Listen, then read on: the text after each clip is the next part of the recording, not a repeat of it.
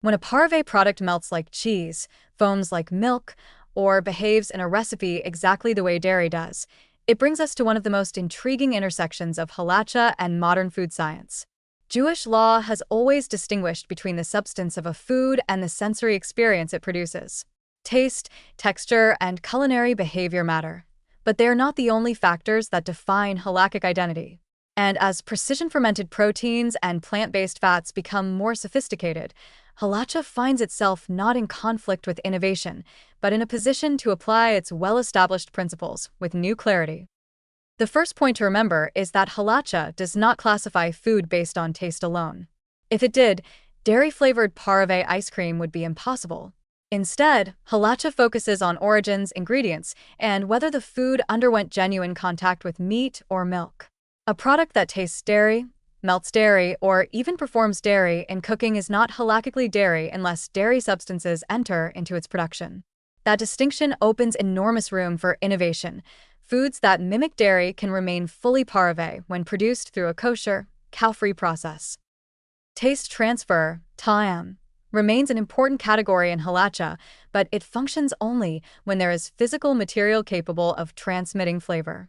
If a parve dairy mimic contains no milk molecules, it cannot render a pot dairy. If it is heated together with meat, it does not create basar bishalav. The ancient rules about taste are remarkably logical in this regard. When halakhic dairy is absent, halakhic mixing does not occur. Human perception may say, "This feels like cheese," but halacha responds, "What actual substance is present?"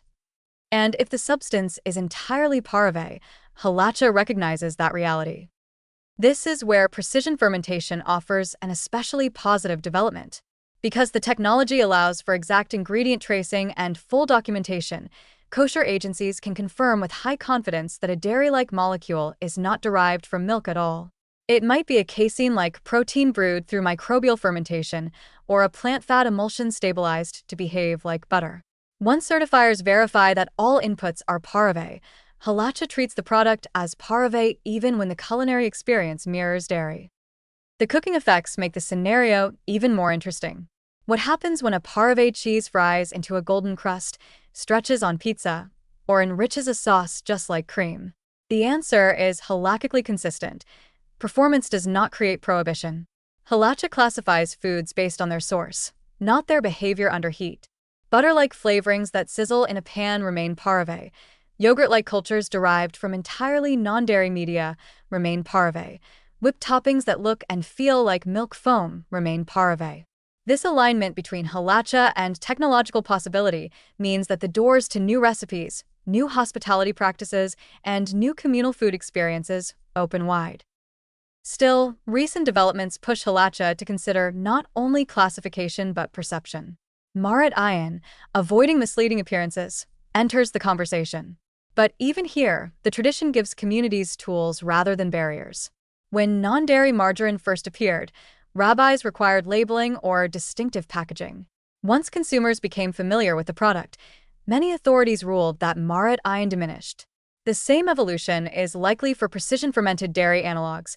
Clear parve labeling, distinct packaging, and communal familiarity gradually reduce the need for extra caution.